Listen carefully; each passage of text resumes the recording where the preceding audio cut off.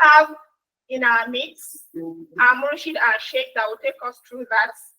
He, if Dawa is a profession, we'll call it the professional career. And if that was supposed to be a faculty in the university, I'm sure it's the dean of that faculty. He is well experienced. He has past experience. He pride himself as Malam than Malam. And even though he has businesses, that one comes first for him. And you might think, why man, when we are talking about women? This is someone that has over 30 years experience in training women. And they are successfully trained women that are active in Dawa and influencing people. And we have to understand that as women, we always need somebody to teach us. Of course, a man, and then we translate it amongst ourselves, right? So he's well traveled. So he understands. He will say that he understands Kufur and he understands Islam. So who would you want to learn from, if not somebody that understands both aspects and can balance, the two?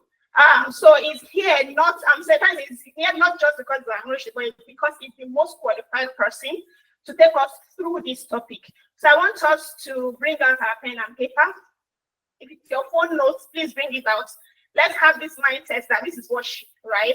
We are not leaving this place like we came. So I have the honor of introducing my teacher, Murshid Sheikh Abu Mazat al-Kharban Sa'id. أعوذ بالله السميع العليم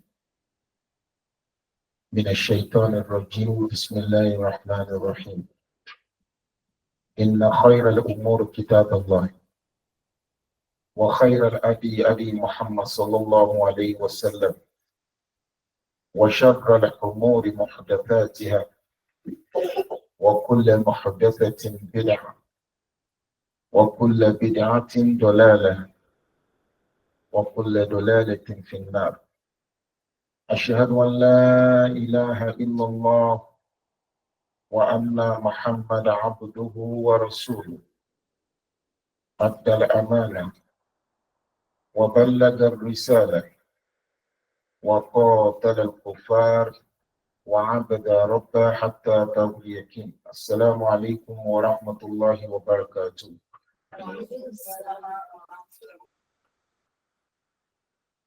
We thank Allah for making us Muslims. We seek His blessings and mercy for the Holy Prophet Muhammad, his households, and his companions, those who tread his pure path till the day of judgment. I want to start by congratulating the leadership of Al-Qawmidat Sisterhood, starting from his ever dynamic and active Amira Agia Rashida. Then coming to the chairperson of this occasion, my wonderful sister, Agia Amina Hassan. Then I also have here my sister. I think a couple of times I've heard so much about her from Agia Amina Hassan. I welcome you too. Then my brother, Al-Ustaz Al-Fadil, Abdullah Muhammad Al-Thani. Thank you for joining me. When I was invited to this program, I was busy thinking, should I be the only person in the congregation of women? How will I do it? Then Malam Abdullah Isami late yesterday put a call across to me that I shouldn't be the only one to be here in the midst of women. And I was so much happy. May Allah preserve you. May Allah honor you. May Allah continue to strengthen you and your family. I greet other members of the Qawmidat Sisterhood. For more than a year, you've been doing wonderful work. Not until you are celebrated or you are announced. Allah, for whom you work, hears you, sees you, and acknowledges your efforts. May Allah not deprive you of the reward. I want to believe that some people are online through the Pet Hero platforms. Are they online, MC? So Yes, so we we are are talking online. Oh, about dawah and matrimonial responsibilities. I think what brings about this topic is that dawah is largely done in the public sphere. Matrimonial responsibility is mostly carried out بداخل المنزل, inside the home, inside the house. Especially if we consider the verse in Surah Al-Ahzab, verse 33, chapter 33, verse 33, where Allah addresses the wives of the prophets. Then Allah states, وَقَرْنَ فِي بُيُوتِكُنَّ وَلَا تَبَرَّجْنَ تَبَرُّجَ الْجَاهِلِيَّةِ الْأُولَى وَأَقِمْنَ الصَّلَاةَ وَآتِينَ الزَّكَاةَ. Here, Allah, although addresses wives of the prophet, but the writers of the Quranic exegesis, the Mufassirun, they are of the opinion that in Islamic legislation, sometimes when Allah addresses the Holy Prophet Muhammad, in many cases, the rulings, I mean the jurisprudential rulings made by Allah in such verses, even though addressed specifically to the Holy Prophet Muhammad, such rulings are equally applicable to the entire Muslim Ummah. Now here, Allah addresses the wives of the Prophet and says, وَقَرْنَ فِي بُيُوتِكُنَّ, stay at home. وَقَرْنَ فِي بُيُوتِكُنَّ, be safely lodged at home. وَقَرْنَ فِي بُيُوتِكُنَّ, stay in your husband's houses. وَلَا تَبَرَّجْنَ تَبَرُّجَ الْجَاهِلِيَّةِ الْأُولَى, and do not go out in the manners of the days of ignorance. وَأَقِمْنَ الصَّلَاةَ وَآتِينَ الزَّكَاةَ, and observe your salat and pay your zakat. So when people, some people, especially conservative interpreters of Islam, they believe that with this particular verse, women do not have any role to play in the public sphere. But some events that occurred in the prophetic era proved otherwise. However, we are not going to deny the fact that primarily a Muslim woman is the custodian of the home, while her husband is the custodian of the household, while the woman is the custodian of the house. There are three major rules. If a Muslim woman should be present at home, there are three major rules she is expected to perform in the home front. And scholars have listed it. Number one is مسؤوليتها تجاه بيتها. Our responsibility for the house. A Muslim woman has a responsibility. This is her husband's house. She has a responsibility primarily. وَمَسْئُولِيَّتِهَا تُجَاهُ زَوْجِهَا. She also has a responsibility to her husband. And the third one, وَمَسْئُولِيَّتِهَا تُجَاهُ أَوْلَادِهَا.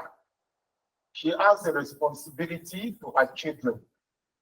This, if a Muslim woman is asked to be present at home, she doesn't do beyond this. This is what she's expected to do in the home front. To take care of the home, to take care of her husband, and to take care of her children. But by the time we explain this, we get to understand some things. On the issue of taking care of the home, what does a Muslim woman do in the home front? When we talk about taking care of the home, the first thing that comes to mind is she cooks the food, she washes the clothes, she makes the house clean. All of these I've just mentioned is simply defined in Islam as khidmatul bayt, home services, making the house clean, providing the food, cooking the food, and what else? Making the clothes, the husband's clothes, the children's clothes, making them wearable or clean. They call it khidmatul bayt, home services. All of these are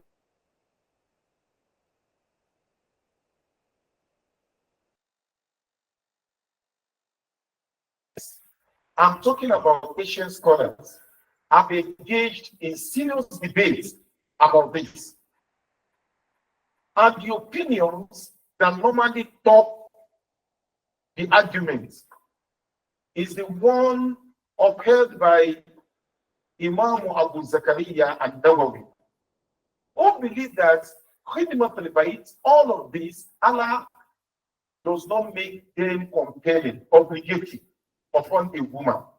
Will you not be surprised to hear that's the opinion of Imam Nawawi? Because Imam Nawawi believed that there is nowhere in the Sharia that says that the woman should wash the clothes, including her husband's clothes. There is nowhere in the Sharia that says that the woman should clean the home. And there is nowhere in the Sharia that stipulates that the woman should cook the food. That's the opinion of Imam Nawawi. We sent a lot of references. But Abu Shakka, one other scholars, cited the experience of Fatima bint Muhammad and Asma bint Abu Bakr to substantiate a contrary view. That no, we have seen in the experience of Fatima, as reported in an authentic tradition in the collection of Imam Bukhari, that at a certain time, Fatima went to the Holy Prophet Muhammad, asking him to support her with a maid among those slaves brought from the war front. And Rasulullah said, why do you need a maid? She said, each time I'm baking, that my hands, both of my palms get squeezed. And for that reason, they ache me. Rasul said, rather than having a maid, I will give you something better.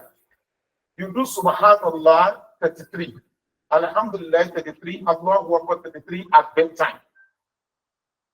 So they said if Fatima could complain this to the Holy Prophet Muhammad, and Rasul gave her an alternative solution. That shows that Fatima was actually playing the role of home service in the home front. Then Abu Shakka also cited the experience of Asma bint Abu Bakr. That Abu Bakr, Asma, as we have it in Sirah, would tend to the camel and the horse of Zubayr ibn Awwam, her husband. And it's been reported that on many occasions, Asma bint Abu Bakr would have to go in the street to fetch water. They cited a certain example. For example, when Asma had gone out for home service, when she was returning and she met the Holy Prophet Muhammad on the road, Rasulullah was riding on his camel. And Rasul asked Asma to join him on the camel, just like you are trying to give a woman a lift. Who was Asma to the Holy Prophet Muhammad? Asma was Rasulullah's in-law, was the elder sister of Nana Aisha radiyallahu anha. Despite that, Asma will likely turn it down. That no, I'm all right. So when Asma arrived at home, she told Zubayr bin Awwam, her husband, that I met the Holy Prophet Muhammad on the road, and he gave me a lift that I should join in, but I refused. The husband said, why did you? He said, I know you to be emotionally jealous.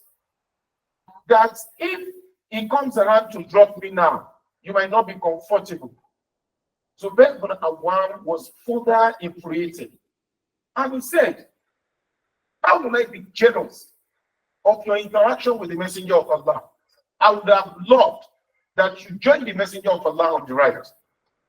So Abu Shah cited this as an example that a small bit to Abu Bakr had gone out to deliver home service, that a woman can play some of this role. So many scholars have different opinions, but a scholar who have looked left and right and perfectly reconciled all these opinions is Abu Abbas Taqiyuddin Ahmad ibn Taymiyyah.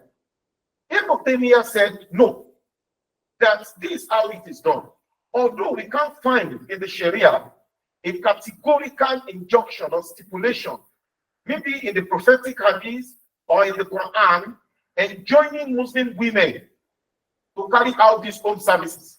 There is nothing, we can't find it in the Sharia. But Ibn Taymiyyah said, but since we can find it in some part of the Sirah, some activities of the women companion, that it is very reconciled in this way. Then in his fatwa, Ibn Taymiyyah said, فَعَلَيْهَا أَنْ تَخْدِمَهَا لَخِدِمَةِ الْمَعْرُوفَةِ مِنْ مِثْلِهَا لِمِثْلِهِ. He said, now we can say that a woman can carry out the service that is commensurate to her status in the home front. The one that is not commensurate to it, she should be excused. ويتنوع ذلك بتنوع الأحوال فخدمة البدوية ليست كخدمة الأخروية. That a woman that was raised in the city and the one that was raised in the village, what a husband would expect each one to do should be different. You understand what I'm saying now? You marry a lady brought up in a Sokoro in Maitama. You understand? And this is a lady that throughout her stay with her parents, she has always been, she's been shepherded in cars, to school, to the market, and then she lived with housemaid, about 6-5 housemaid. You know, we have such experience. Quite a number of you must have grown up with that kind of leisure. So with a lot of housemaid, and this is what she is used to. Now you now married her. You know what I'm saying? Now you have to watch my clothes. You are the one that must cook my food. You are the one. I need maid. No, I can't provide you with any maid. And she's what she's used to. In the Sharia, according to Ibn Taymiyyah, she has the rights. She's entitled to a maid because this is what she's used to. This is one of the things that we are not mindful of, that normally causes problem in marriage relationship. So Ibn Taymiyyah said,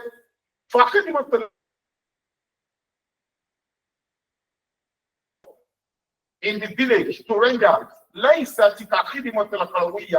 should be different from the one that someone brought up in the city will carry out. And someone who is among the powerful in the society, and you have married from that home, what you expect her to do should be different from someone who is from the impoverished or the weak angle of the society. So Ibn Taymiyyah now said, to reconcile this depends on the status of the woman. That's about the home service.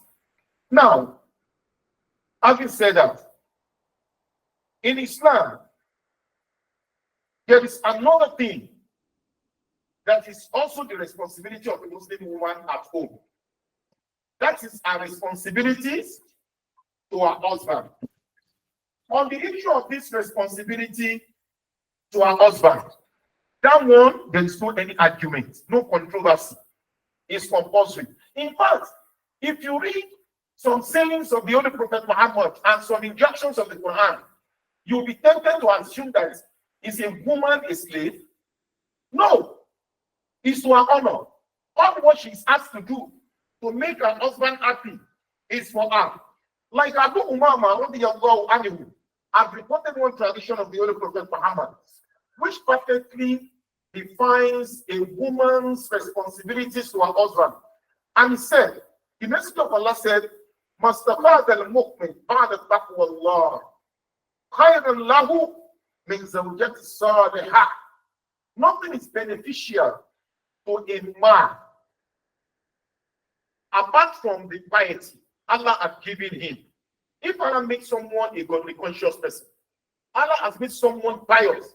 Nothing could be more beneficial to him than Zawjatun Salihah, a righteous wife, in Amoraha Atihu.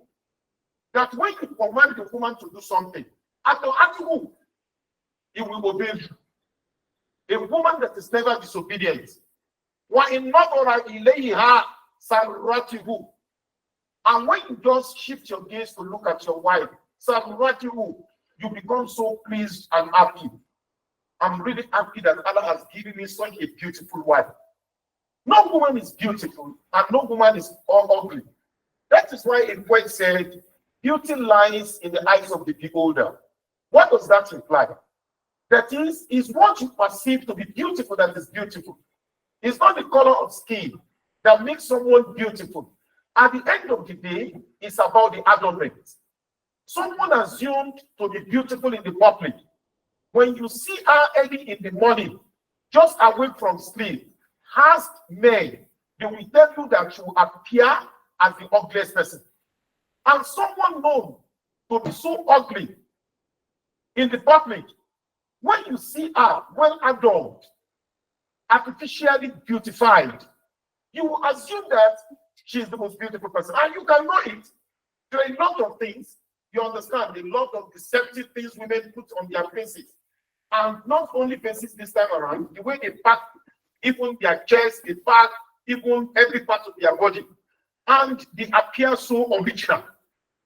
You understand? So for a man who is looking for a beautiful woman, you don't see a beautiful woman in the public. Because everybody has taken care of herself before she comes to the public. Before she comes to the public, I know brothers who got married. And after they have praised the one they were married to, and on the second day after the wedding night, this brother put a call across to me. He said, Sheikh, wallahi, I married the wrong person. He said, I think it's gene problem. I said, why did you say it's gene? He said, everything about her beauty has vanished. I said, that goes to say, and to prove, that no woman is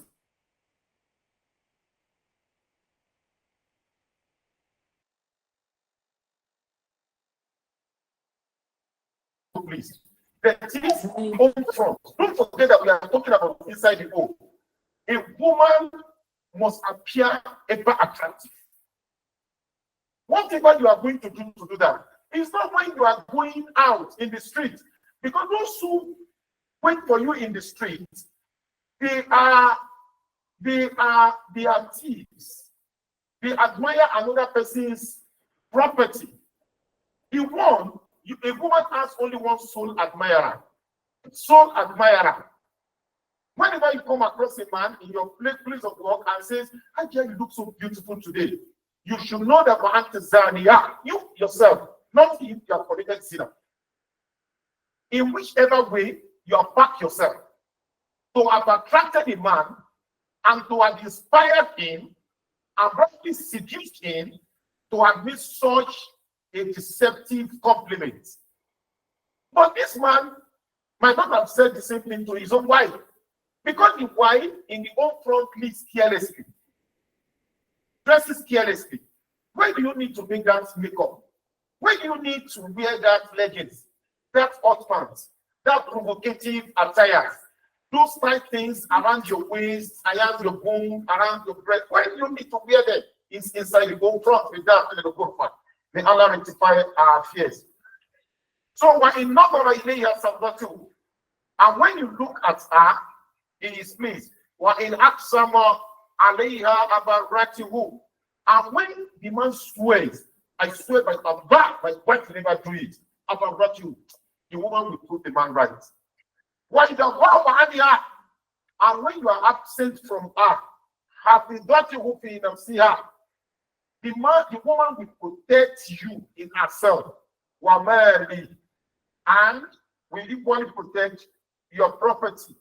So we can see with all this, a woman is there to please her husband. And it's not about a woman alone. Abdullah ibn Abbas radiallahu anhu, he said, I make myself attractive and beautify myself for my wife, so just as she beautifies herself for me. You are entitled to the same thing from your husband. And this is a crime that most of us commit. You understand? We do the same thing. It's only when we are going out that we make ourselves, you understand?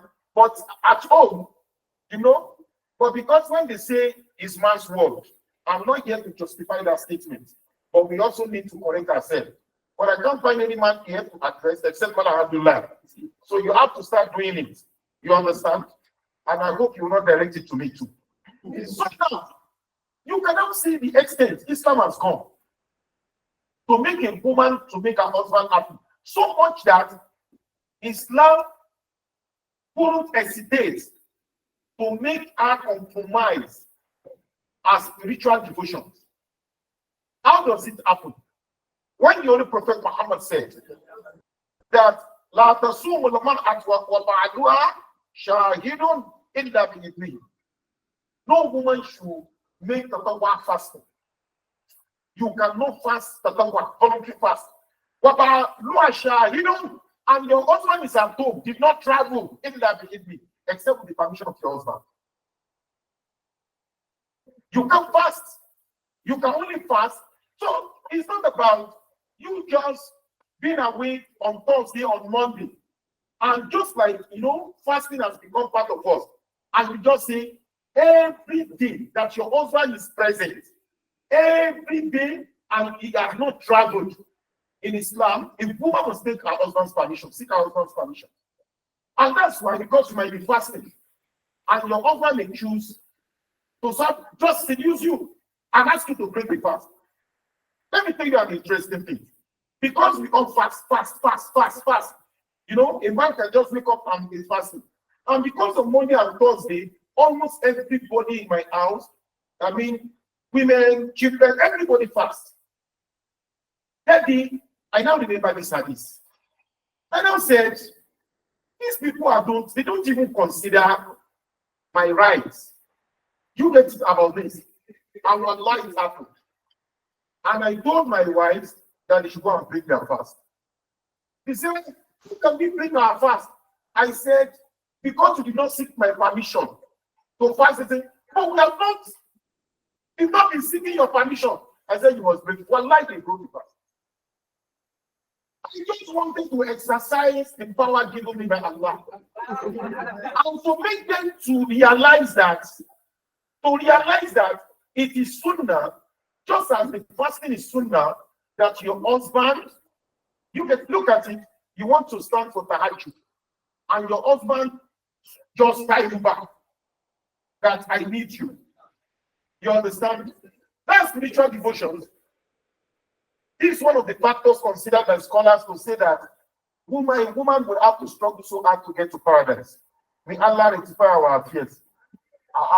And the Holy Prophet Muhammad said, لو أمرت أحدا ليسجد لأحد لأمرت النساء أن يسجدن لأزواجهن.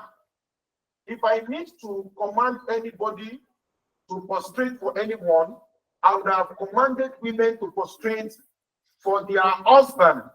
بما جعل الله عليهن من الحق. Abu Dawud reported this because of the rights Allah had given their husband over them. So finally, what are the things you need to give your husband in the home front? Obedience. Obedience. Every Muslim woman must be obedient to their husband, to her husband. You do not have the right to question his authority. And also good character. You must also put up good character. You must be respectful. And, you know, we have always said this. There is nothing that wins the heart of a man as respect. Sisters, please, I want you to listen to this. It's not about the taste of your food. No, it doesn't win the heart of any man. Because, as people say, and it's commonly said, even in Abuja here, we know the best canteens where the best delicious food could be acquired. And it's equally not about your sexual skill. Because even to some men, it's a burden. Even it's not about the way you have adorned or beautified yourself. There is nothing that humbles a man for you as respect.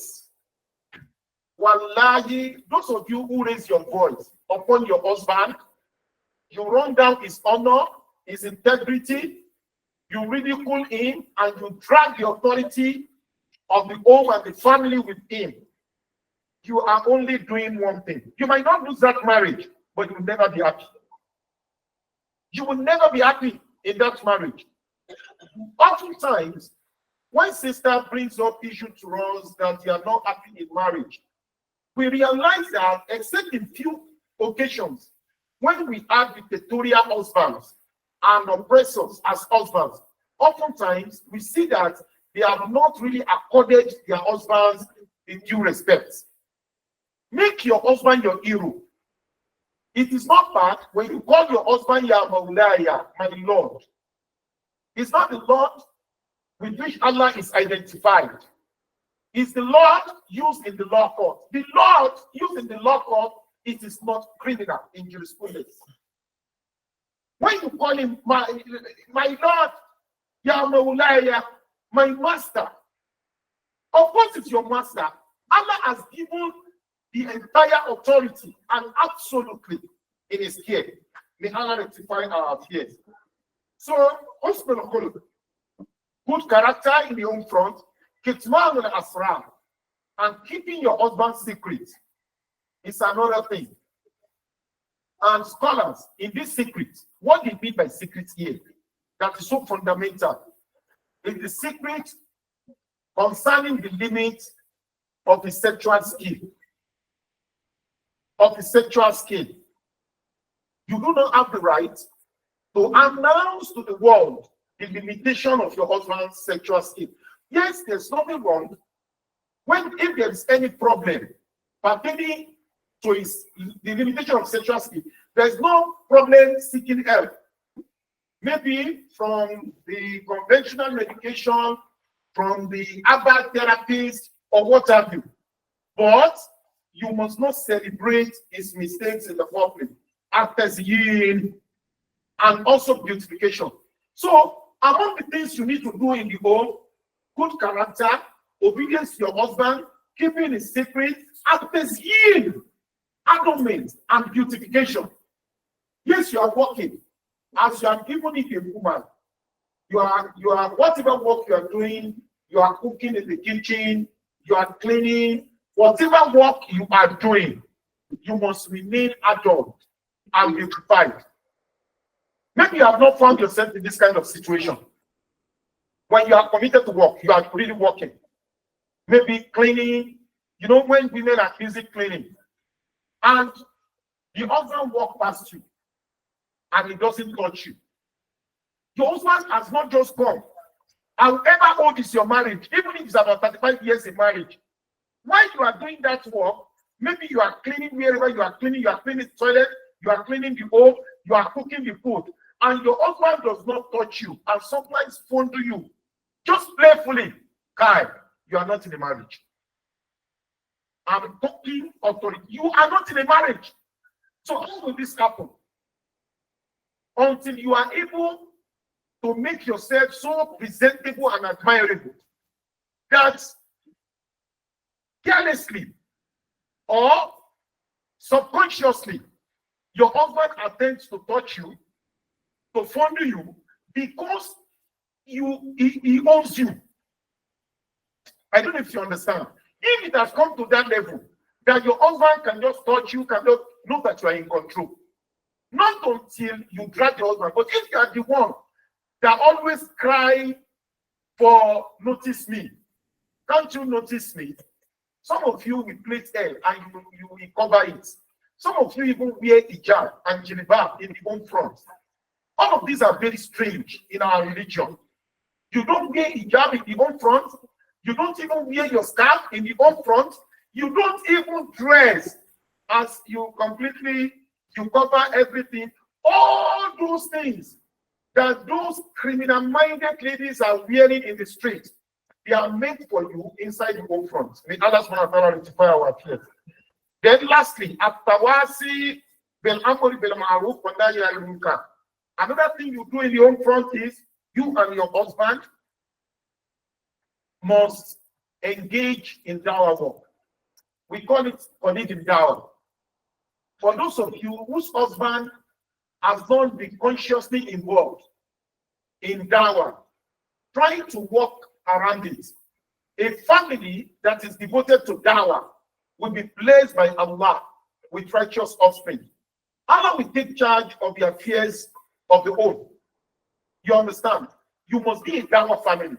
In the neighborhood, not necessarily, I'm not saying your husband should join Qualitas, of course, even I'm not a member of Qualitas.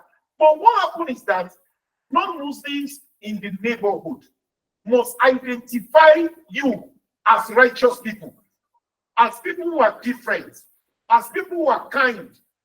Even if you do not tell non-Muslims and come and become Muslims, your character will make them to be impressed with Islam. So that is the Dawah family, and that is at-tawasi bil-amri bil-ma'ruf wa nahy anil munkar. Now, having said this, Quran in Surah An-Nisa, verse 34 now concludes. Why saying فَالصَّالِحَاتٌ قَانِتَاتٌ حَافِظَاتٌ لِلْغَيْبِ بِمَا حَفِظَ اللَّهُ. Allah is describing righteous women. Allah says فَالصَّالِحَاتٌ, they are righteous women. قَانِتَاتٌ, they are obedient women. حَافِظَاتٌ لِلْغَيْبِ بِمَا حَفِظَ اللَّهُ, and they conceal the hidden which Allah has concealed. What is the hidden? Your private part. Now, qanitatun, which corresponds or conforms to the name of this organization. What does it mean? Qanitatun means obedient women. To whom are you obedient? Only to Allah and your husband. To Allah and your husband. The Matthias Sayyid Kutub, while commenting on this verse, said, he said, when you say someone is a coordinator, it refers to the person being obedient. Voluntary obedience to her husband, to Allah. He said, we are not talking about a forced obedience. You are not forced, you are not threatened, but you are voluntarily obedient. May Allah give us a good understanding.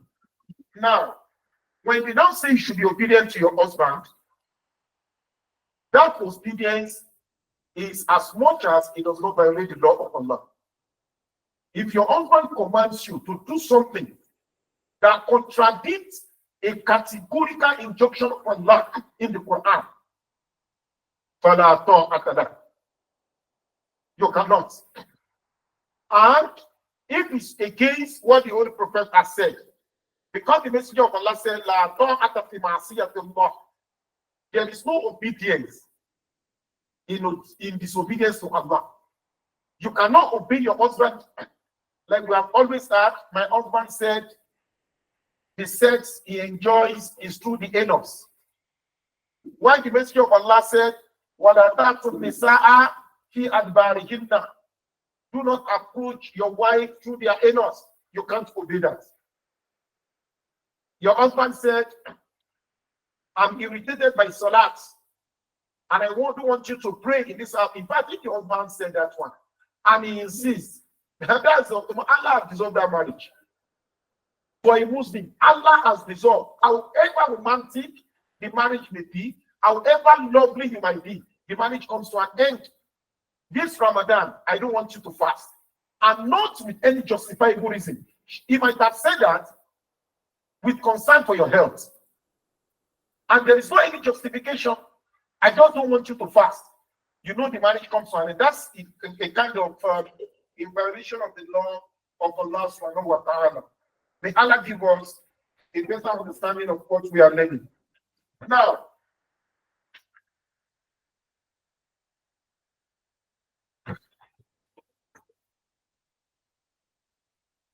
we have talked about beautification and dawah. All of these are the role of women in the home. Some really. All of these things I've said, did we mention washing of clothes? Did we mention cooking of food? Did we mention the cleaning? They are not there, but they are highly blessed if a woman could be devoted to doing that in the home front.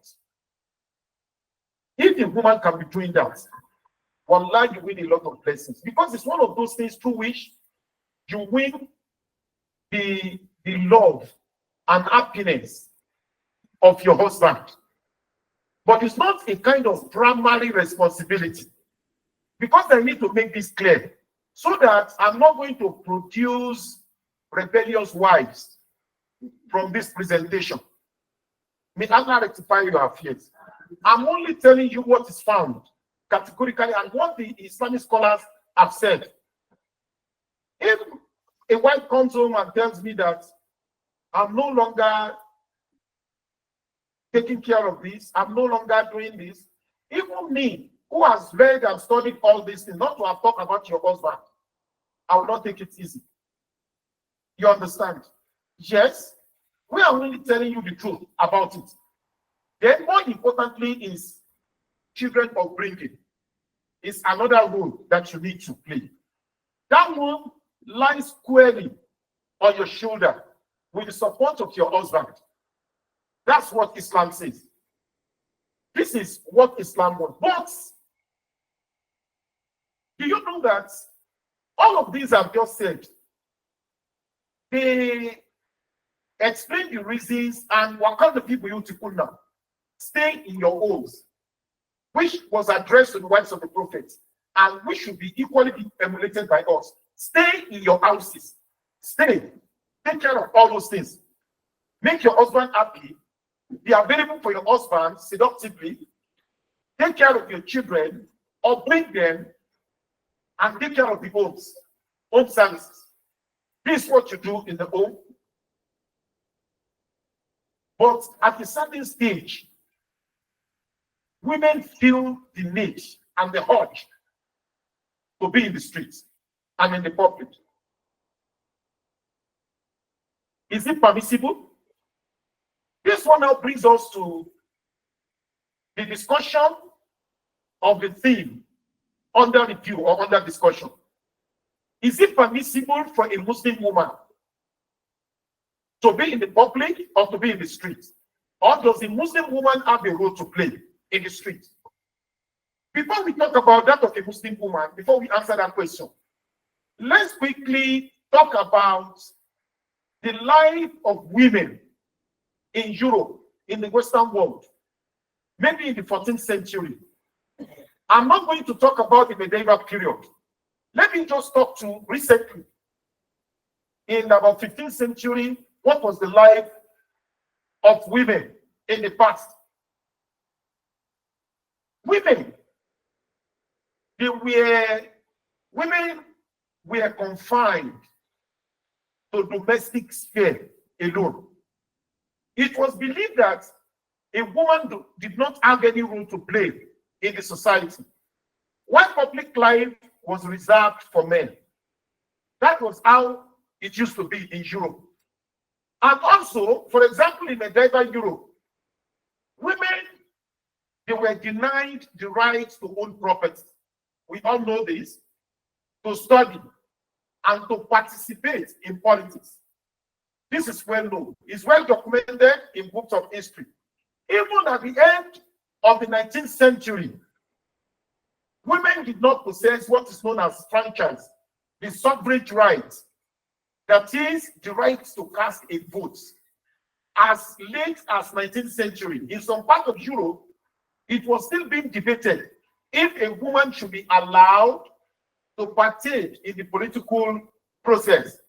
So there was no access to education, to run a business, and to be involved in some professions, like medicine, for example. Not of recent that a woman could be allowed to study medicine. In Europe, that was the situation. This subjugation, a kind of oppression suffered by women, was what instigated the idea of feminism. You know, when you are running after a cat or a dog, and the dog or a cat has been panting, has been stressed, while running for your attack, you want to attack it, at a stage, it's very likely that it may turn back. That was what happened to women. And that was what brought about the idea. You know, when you say they were confined to domestic sphere alone, there was no public involvement, they couldn't study, be involved in this profession, they couldn't go to school, that was the oppression. In Europe, in the medieval period, in the 16th century, in 17th century, as late as when William Shakespeare was writing some of his books, when Keats, when Milton, and some of these English poets, when they were involved in literary creativities, this era, if you study some of their poems, you can easily decipher the painful experiences of women of that era. So, in France, in 15th century, there was this woman they called Christine de Patience. She was a philosopher. She was a philosopher. She was the first person to champion this idea of feminism. I think Christine de Patience, that was her name. And the first thing she said is, you know, when you are deprived of many things and you want to seek for your rights, you will start from somewhere. The first right she sought for women then in Europe was the right to education. That women should be allowed to be educated. And when she wrote her book on this, shortly the woman died. Among the students was Laura Serreta, who published the book known as Epistole Familiaire, that is, personal letters. She explained the painful experiences of women, how they have been subjugated, how they have been suppressed, and everything. And from then on, many women feminist organizations were coming up. But as they were fighting for rights, governments of those eras, especially the monarchies, they were granting the rights. So today in Europe, women are no longer confined to domestic sphere. Women are being educated. Women can run businesses, contrary to the past, when a woman is only a man that would stand for a woman who wanted to do business. So we can see it now. Even we have female pilots, female doctors, female surgeons, female businessmen, young business people. We have all of those things. Is that not so? But why do we still have this idea of feminism prevailing? If what led to feminism was the oppression of women and was discrimination against them, now there are those things, those questions have been answered, and those problems have been resolved. Why do we still have feminists? Feminism is an idea. Not just, it was not, you know, Christine de Nucian, that woman philosopher of the 15th century, has spoken her own to fight for the rights of women, but lately it's an idea inspired by Shaitan, La'natullah alayhi.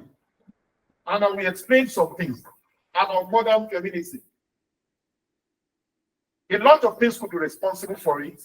Why do I talk about feminism? Because we are now talking about women in the public sphere. Now, I'm still coming to the issue of Islam. Does Islam permit of it? So I'm now making a brief, stopover at the issue of feminism. Look at it this way. A feminist can be created in a woman. Through about 4 or 5 ways.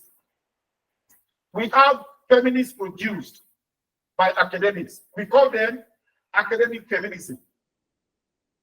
Academic feminism. And that is largely common with scholars or intellectuals in social science and humanities. For example, in literature, French literature, English literature, even Arabic literature. When they read a prose, a novel, they study a novel, they study a play, they study a poem. You now see some scholars who are specializing on feminist interpretations of some particular literary works. You understand? I have some of them as my professors. We call it academic feminism. You see, the issue of academic feminism is not usually so serious. These people are just academic. They are not so emotionally committed to it. You understand? Flora Nwapa, the Igbo woman who wrote Efu, Mariam Abba, the Gambian woman who wrote So Long a Letter, and our sister here from the north, what's her name? The major of Zainab Al-Ghali, the one who wrote Stillborn. Despite the fact that she came from the north, if you study some of her works, you will feel that even the one that appears most Islamic, Mariam Abba, the Senegalese woman, who wrote So Long a Letter, surrounding an heroine known as Ramatulaye, you could still feel that feminist tendency in her.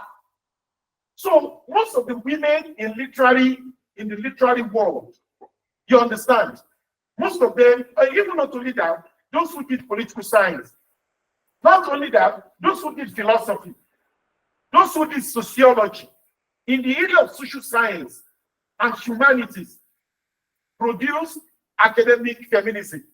But we don't normally take them so serious because it's on account of their professional calling, academic calling, that makes them to be what they are. Then we have social feminism. Who are the social feminists?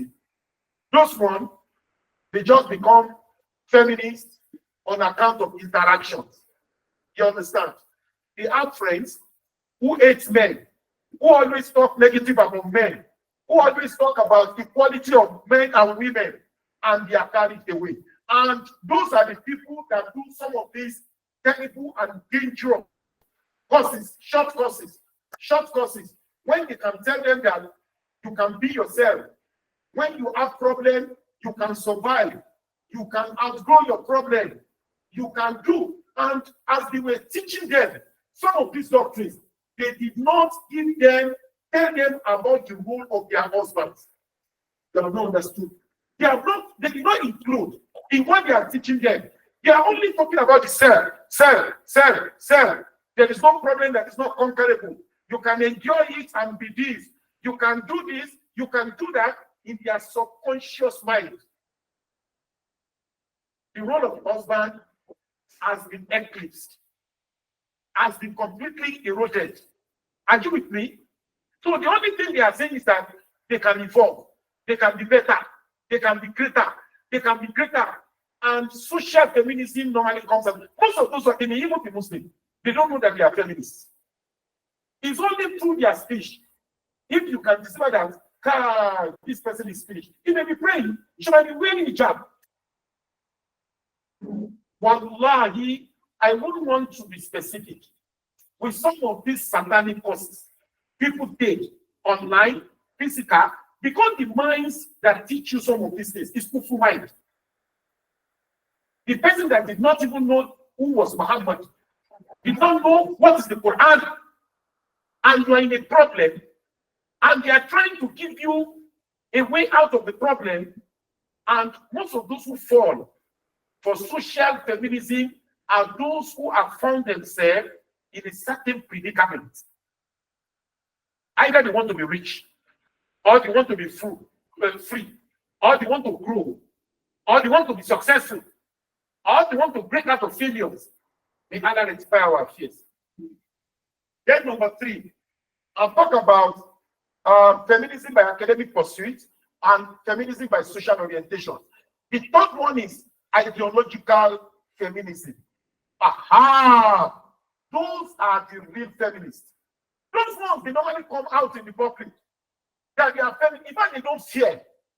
You see them in the streets of London, in the streets of Paris, in the streets of Vienna. You see them in the streets of New York, and you equally see them in the streets of Abuja, and largely in the street of Lagos. Few of them in the street of Kaduna, few of them in the street of Ibadan, even few of them in the street of Port Harcourt, Enugu. Do you know there are fewer Igbo feminists, wallah, than Yoruba and northern feminists? You'll be surprised. There are fewer.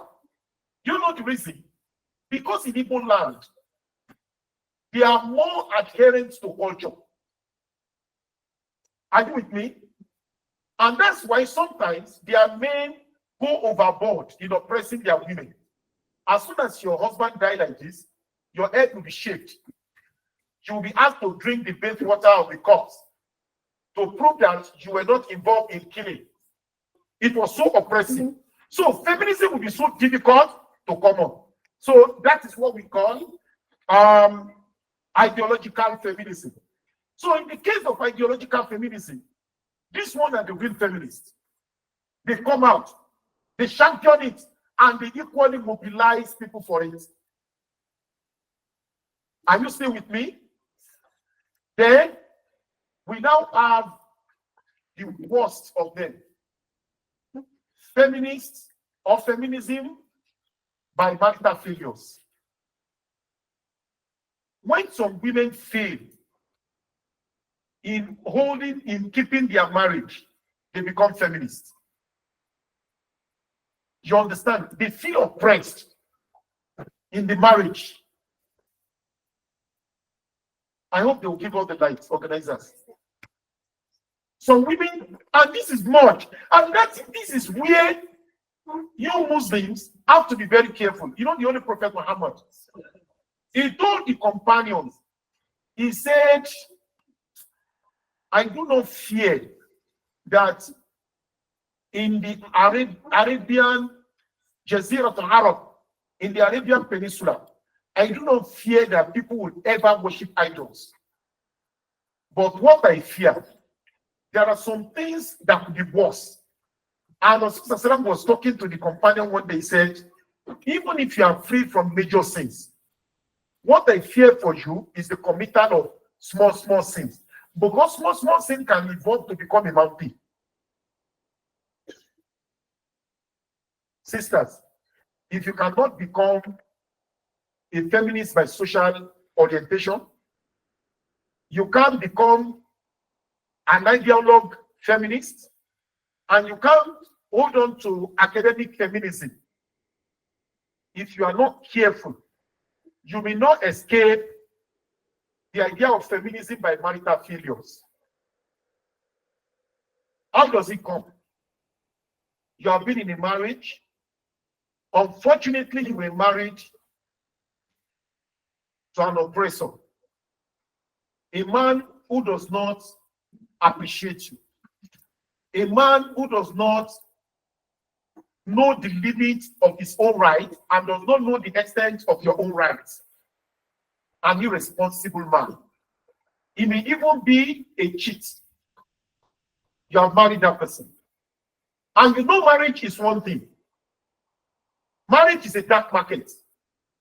It's a kind of goods you have gone to the market in the dark night where there is no light to purchase. On getting home, you open your goods. You discover that it's half rotten. Look at it this way. In a factory, are you with me? Where plastics are made, 5 liters plastic. Every plastic made is made with its cover. That white plastic, 5 liters or 4 liters. Each one is made with its own cover. One white something before they put the cover. Each one has its own. Why do they do that? Because they may not be perfect. If you want to do cover separate, plastic separate, they may not be so perfect with the size. Now look at it this way. Each plastic 5 liter comes with its own cover. They now pack 100 plastic. They remove the cover of each. They now mix the cover together. They now pour water on each of the plastic keg. They now said, let be covering each keg with any of the cover. You know, there are some of these kegs that will be so fortunate to have their own original cover. And there are some of them that will be having cover that belongs to another one. And they have put water. If they should take a cover that does not belong to a certain keg to cover it, it will lead. That's marriage. That's marriage. Sometimes it's not your cover, and because you did not do istikhara, your istikhara, the moment you hear, I love you, both ears become erect, here, and you started roaming, and women could be emotional. Love me. Because some people have never had I love you. And some people, what does it take? I'm sorry. What does it take to strike a woman naked? To take a pant away from her? What does it take? So when you have done the istikhara and you have equally be on your guard. So when you now fall into a wrong hand, you have been wrongly treated and you are now angry against all men. Feminism begins. You now say the next thing is, that's why a woman now say, the first thing, I just have my own work. That's where it starts. I just have my own job. If I have my thoughts of making money, the moment she's saying, if she doesn't have a right guide, a spiritual guide, there's nothing wrong in having your own source of.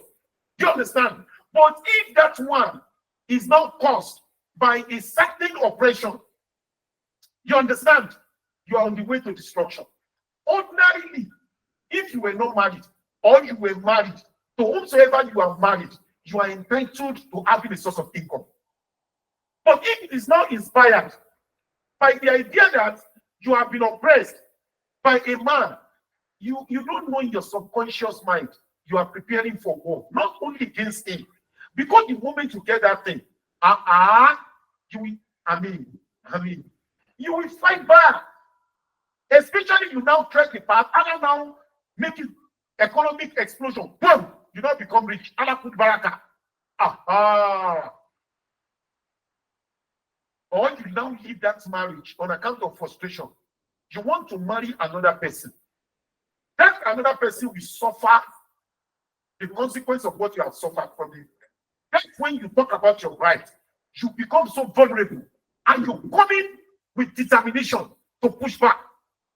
Little frustration and provocation, you unleash. So, there are many sisters who are feminists, but they are not aware. And what led to that is on account of marital failures. Why did your marriage fail? It's none of anybody's business. You were the one that fell in love, not even your parents that chose the man. You were the one who miscalculated, and you must take responsibility. Right? So know that you will not allow that one to damage your akida. That is feminism by marital failures. There are many among sisters, and the first thing they seek is all those small training. You know, those training of social feminism that turn them to social feminism. They look for it, and those training eventually turn them to another thing. They start thinking like animals without knowing. The only thing that can give you guidance is the Quran and Sunnah. Nothing. When you get confused, why does the matter now to appreciate it? For the do in the Quran. This is what the Quran says. He says that the when you argue on something, when you get confused about something, when you get troubled about something, when you disagree on a certain thing, for the do in the Quran. return it back to Allah and His Messenger. Let Allah guide you. Resolve. Not all the theories postulated by these philosophers that will guide you. Now, feminism have evolved in 4 stages. Stage number 1, a woman will start saying, what a man can do, a woman can do. That's the first stage. Is there anybody who doesn't say that here? Alhamdulillah. I know Qualitas sisters, they don't. That one, me, I can bash for them. You understand? What a woman can do, they know. The moment I hear that any one of them say it, I will run away from the person. Do you know why you will not see what a woman can do? A man can do it. That thing is truth. It's not complete falsehood. And I will tell you why it is truth. What a woman can do, a man can do. A man can fast Ramadan, a woman can fast Ramadan. What a man can do, a woman can do. A man can be awake for tahajjud, a woman should be awake for tahajjud. What a man can do, a woman can do. A man can make money, a woman should be able to make money. What a man can do, a woman can do. A man can read Quran, a woman should be able to read Quran. That's the limitation. But what a man can do, a woman can do. When you don't take it, Quran has resolved it. Quran says, وَمَا خَلَقَ الذَّكَرَ وَالْأُنثَى إِنَّ سَعْيَكُمْ لَشَتَّى. وَمَا خَلَقَ الذَّكَرَ وَالْأُنثَى. I swear with the way I created man and a woman, إِنَّ سَعْيَكُمْ لَشَتَّى. Your struggle in this world shall come in different ways. It's not possible. What Allah has enjoined on man is different from what He has enjoined on women. That why can't a woman be a president of the country? Allah says no. Okay, let me tell you 2 stories in history. One of them, I witnessed it. I was flying, traveling out of the country. The plane, the captain was a woman, and it was a Senegalese airline. You get it now? A very brilliant woman was talking. Your captain today is a woman. He said, today everybody clap and everything, and she was flying. Then there was a problem shortly to land in Dakar. There was crisis. And we knew that it was roaming, going. Some people were already saying the ground. Without saying, then they announced that there is a little technical problem. They were sorting it out after 20 minutes. So the people became apprehensive and uncomfortable. Then, when the 3rd time the woman will talk, her voice was shaking. Then, as she was saying, I will try my best, we'll try. God eventually saved the flight.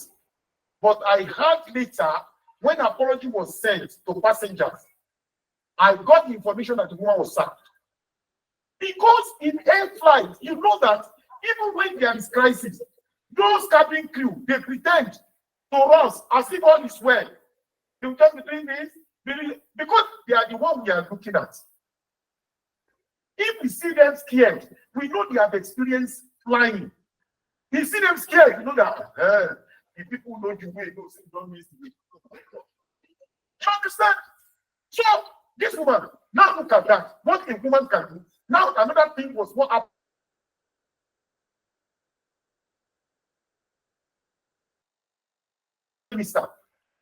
That was when Highland, the Irish Christian army terrorists, they were still fighting. Dublin, the present day Dublin. Ireland was still under the Queen. Thatcher then, was the Prime Minister. They were still struggling for independence. The present day Ireland. It was the I can remember so vividly. You know, they were fighters, armed struggle. They were Christian, they called them Christian terrorists or something. They now kidnapped the child of Thatcher. You understand? So they were threatening them. The British government was threatening them. They were trying to liberate those kidnapped and everything. Then in the news, they were now interviewing Thatcher. There's Madam Prime Minister, we know these days will be so successful for you. It's not been easier. Have you found it? Immediately her eyes became red. Immediately she burst into tears while trying to answer the question. And they quickly shifted it away. If Nigerian president was a woman, the day that Buhari's son crashed on the bike, if Buhari was a woman, we watch it on TV. When Buhari visited the bomb, no woman will escape shedding tears. But the president was fine. He just shook the head like this. He will not, even if he had to cry as a father, it's indeed which among the to dissolve one life, if the guy have Sheka would have kidnapped you would have said to the whole thing.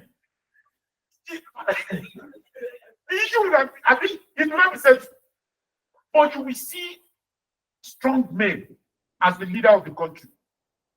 This is what Islam is saying, because women, they operate with emotion. Men largely with reason. May Allah guide us. So the idea that what a man can do, a woman can do, does not hold in Islam. Then it evolved to the second stage. If it is not paid at that stage, what's the second stage? What a man can do, a woman can do better. This is it now. And do you know some of these foolish ideas? How it comes, women come about it, especially those of you in civil service. You are rising to become a director, and probably you are earning 500,000 naira.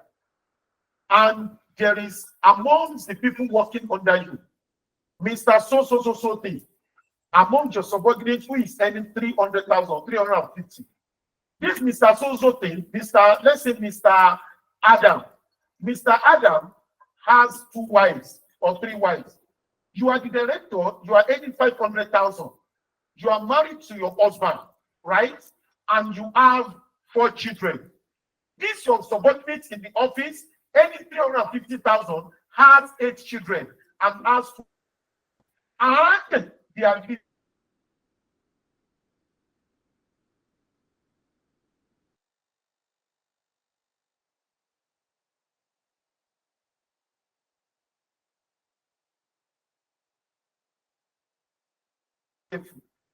you will have this wrong impression that what a man can do, a woman can do better, and you will look down on the husband.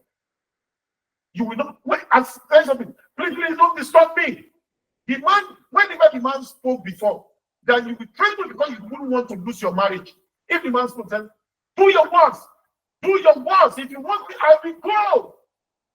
Because you know that there is someone under you with 2 wives who is living well with 350,000, and you are the boss. Are you with me? You will not respect a lot of ideas. What a man can do, a woman can do better. I've had a lot of sisters saying this. Those who have said this, none of them has remained in my company.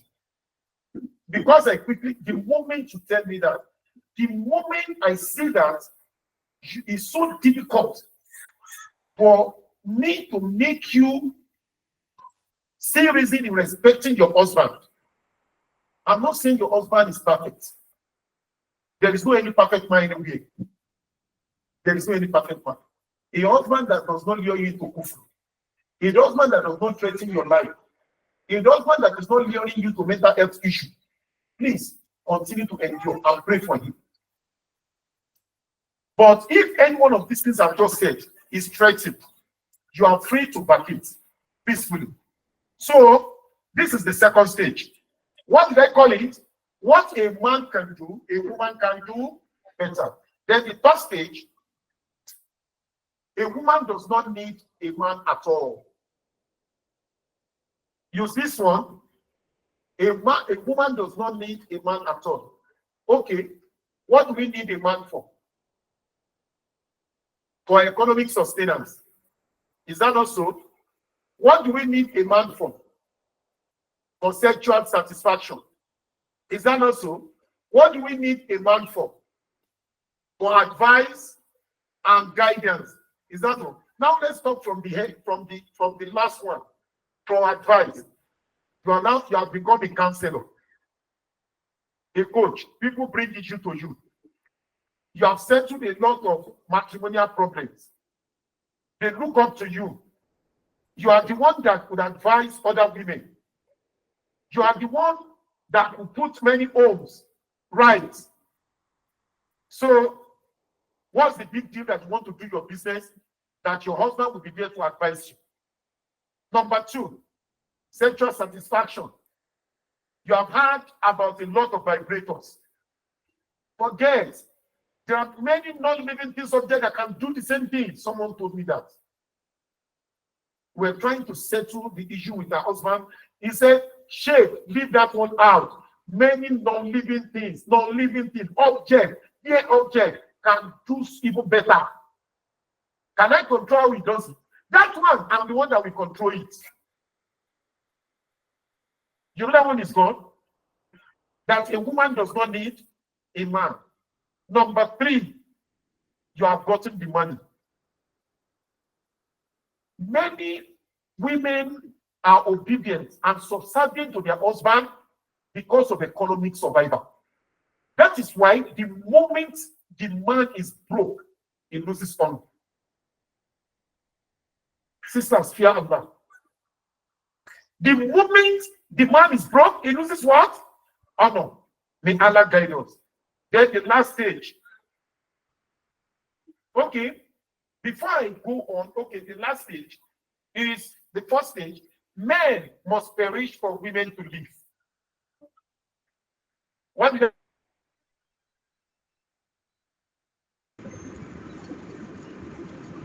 I call it? Men must perish for women to do what? To live. That is the stage they call feminist lesbianism. Feminist lesbianism. Women's world. Men are cheaters.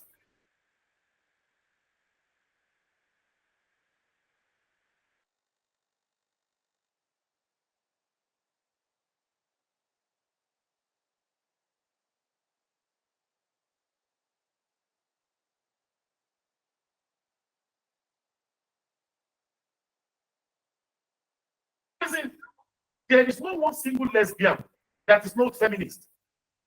May Allah rectify our fears. We can now see that indeed this is now. Now to round up, in the past,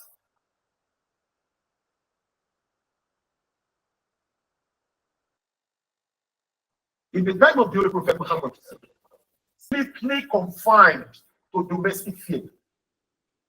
Women were not restricted from public life. Get a share for one of my guests. This one is good. The one you are sitting on. The one you are sitting on. I like you, Abdul Wahab. Are you with me? With all these strong men, I feel secure here. Because it's been heartache. That how will I be able to survive here in the midst of women? Thank you very much. Thank you. Aha! In the early days of Islam, women, they were not restricted from public life. No. Are you with me? The fact that Wakanda people sit in your houses does not mean that a woman should be completely restricted from public life.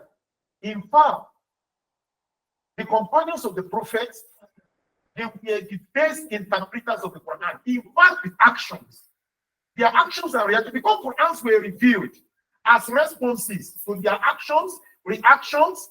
Those were the Asbab al-Nuzul. Now, these companions of the prophet, despite the fact that Wakanda people Yutikunna, وَلَا تَبَرَّنَّ تَبَرُّجَ الْجَاهِلِيَّةِ الْأُولَى وَأَقِمْنَا الصَّلَاةَ وَآتِينَا الزَّكَاةَ. We will now see how they operated in the public sphere. Look at Sulaym. Rumaysa bint Malhan. She was there on the Battle of Hunayn, and she was 6 months pregnant, and she was holding the sword in the battlefield. What do we say about that? This Sulaym, there are many instances of her presence in the public. Look at Salama. Hindu was her name. One of the wives of the Holy Prophet Muhammad. You remember her on the day of Hudaybiyah. If Umm Salama did not follow her husband, the messenger of Allah, to Hudaybiyah, a counsel, a advice, a suggestion, on the day of Hudaybiyah, Muhammad was almost frustrated with the reactions of the companions. Wouldn't have been beneficial. And today is still beneficial to the Ummah. Look at Rufaida al-Aslamiyya. This woman was the first person, some people call her nurse, many call her medical doctor, some refer to her as a surgeon, the first person that would treat the wounded companions in the war front. And she had a clinic that when it became so bad, they will convey the wounded to her house, and she was always there in the war front. And in the public, that is Rufaida al-Aslamiyya. And look at Aisha bint Abu Bakr. You can have a lot of instances. Let me say too, you remember the Tariq al-Uqf, when she was alleged to have committed zina. If she did not follow her husband out, that story wouldn't have occurred. And remember her during the Ghazwat al-Jamal, when she was riding on the white horse, on the white camel, to the war front, and she confronted the side of Ali ibn Abi Talib. Is there anything like public life other than that? Someone coming to the war front, that was Aisha, the wife of the Holy Prophet Muhammad. Look at Nusayba bint Ka'b. That one is even funny. You know, that one was there on the day of Yamama. That one was there on the day of Hud. About 3 major wars she took part. And she did not take part as a nurse or as a doctor. She was a warrior fighting in the war front alongside the male companions.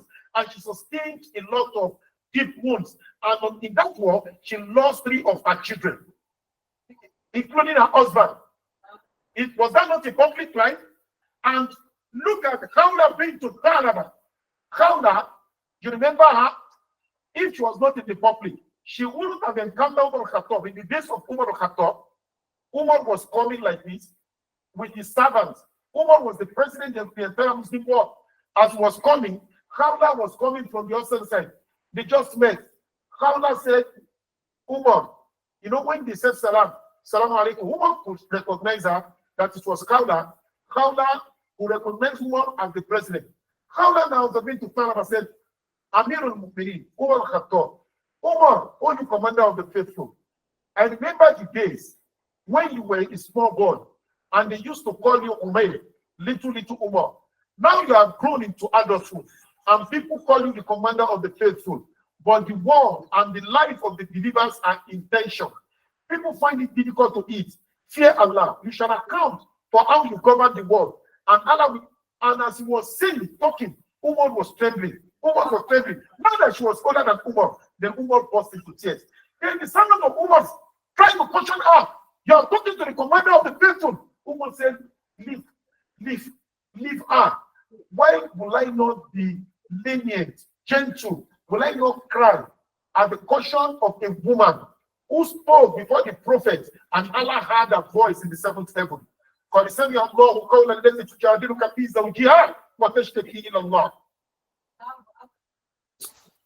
She was there in the public. Was she not there in the public?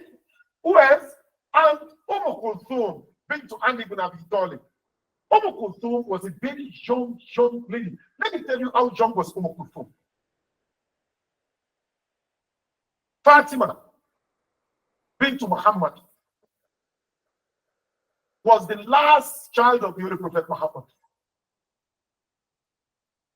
Hafsa, the daughter of Umar, was far older than Fatima, even than many children of the Prophet.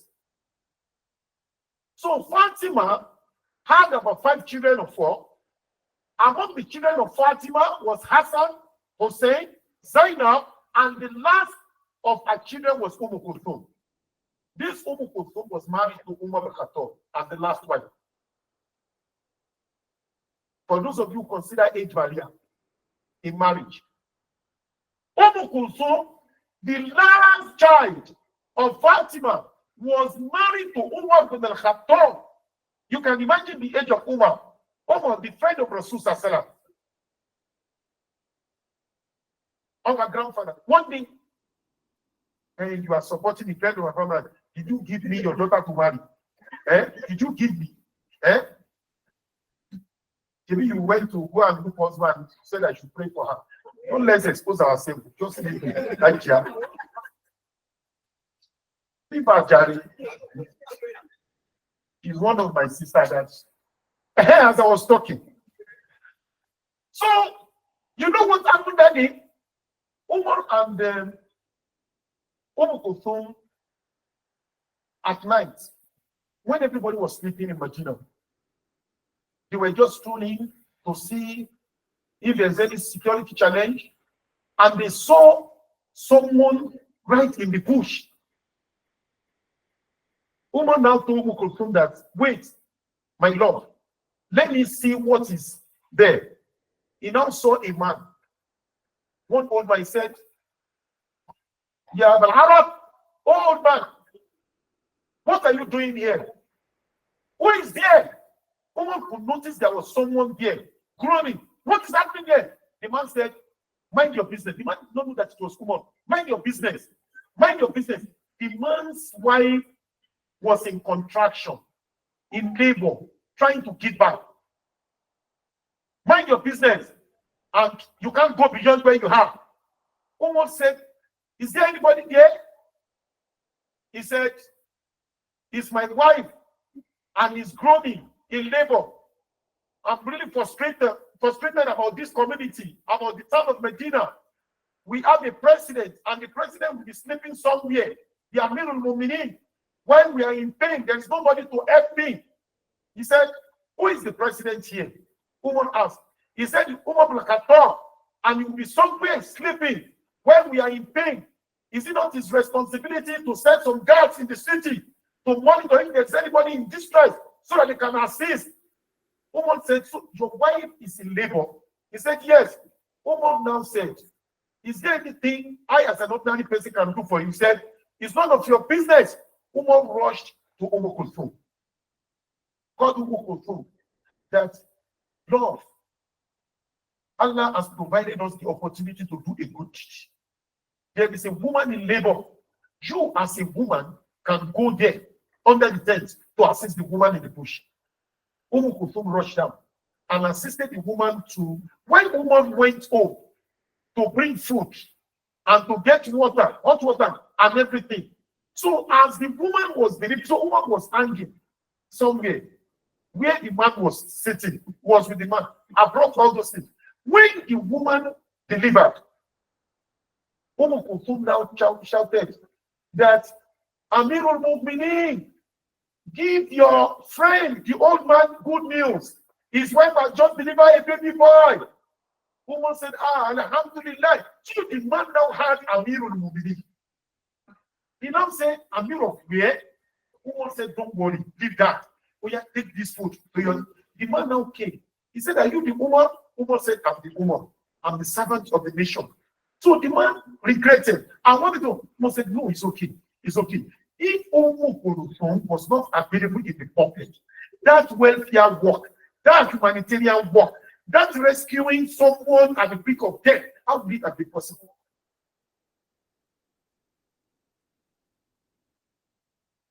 So now in Islam, as Muslims, a Muslim woman can play a role in the public. And without this affecting our matrimonial responsibilities.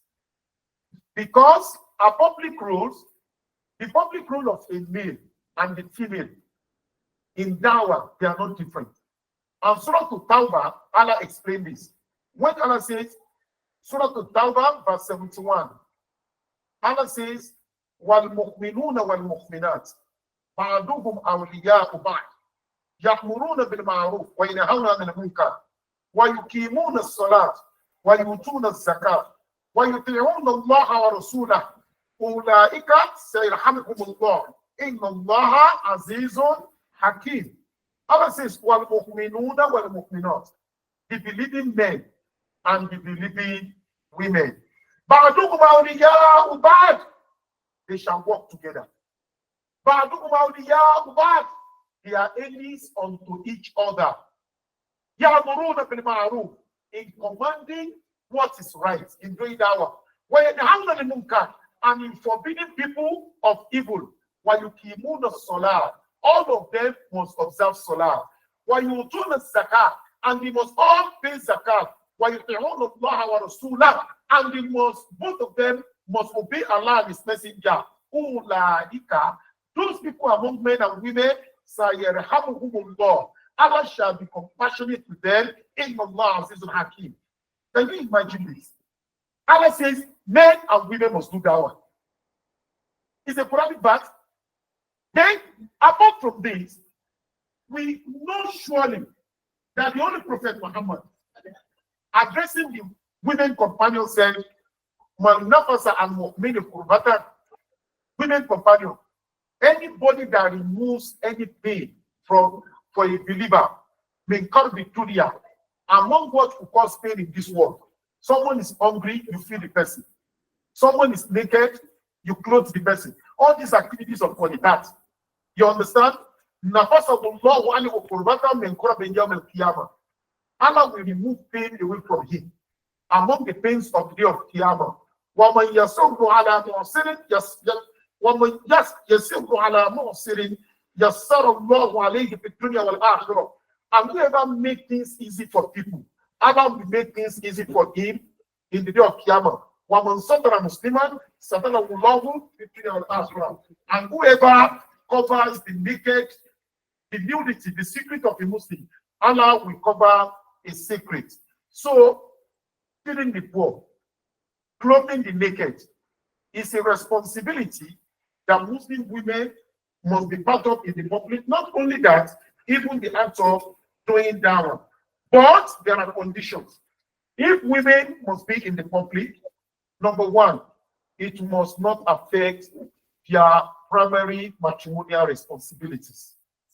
What is the primary matrimonial responsibility? Obedience to the husband. What is it? Adornment and beautification for the husband, making themselves seductively available for the husband. What is it? Child upbringing. What is this? The family dawah. That's one. Number two, their presence in the public must not compromise their modesty and chastity. So they must be well dressed. They must be fully dressed in a job. Then number three, they must work against what they call ikhtilat, intermingling of sexes. Their dawah should not involve men being involved together with them. It should be only a women affair. May Allah subhanahu wa ta'ala rectify our affairs, give us a better understanding of what we have just discussed. I conclude this lecture by advising my listeners, both online and in the public. I want to encourage you to be part of this effort. These sisters who are making this effort, I know them very well. May Allah reward them. They are doing wonderful works, and with the sole intention of attaining the pleasure of Allah. They are indeed organized. They are righteous women. They are chaste Muslims. And they are people that I also envy. If you have not been actively involved with them, for one reason or the other, I mean, it's a very simple thing. Every one of them collect the number today and be part of the struggle. When you do a work collectively, Allah indeed will put you in a place of honor in Al-Jannah Firdaus. And may Allah not humiliate us on the day of open humiliation. Assalamu alaikum wa rahmatullahi wa barakatuh. Alaikum assalam wa rahmatullahi wa barakatuh.